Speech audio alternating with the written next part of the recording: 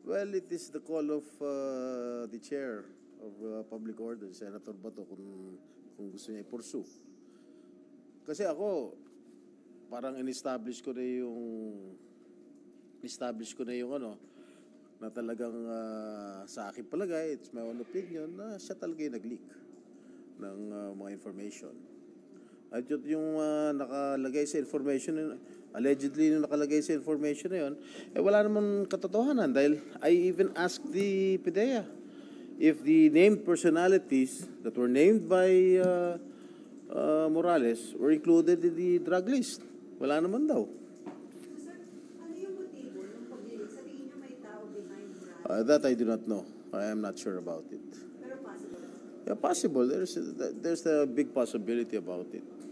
Pero dapat sir na yung ganong klase ng nag-leak ng classified document, dapat niyang panagutan ito. Meron tayong batas tungkol dyan. I read, in my opening statement, I read that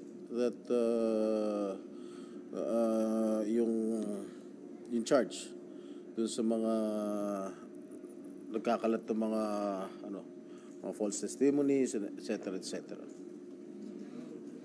So sir, parang kung ikaw yung chairman, hindi na lang ituloy sana kasi wasting people's money na yung nangyayari. Sa akin palagay, dahil sinabi ko na sinungaling siya, hindi siya pwede pagkatiwalaan, dahil wala naman talagang wala siyang ebidensya.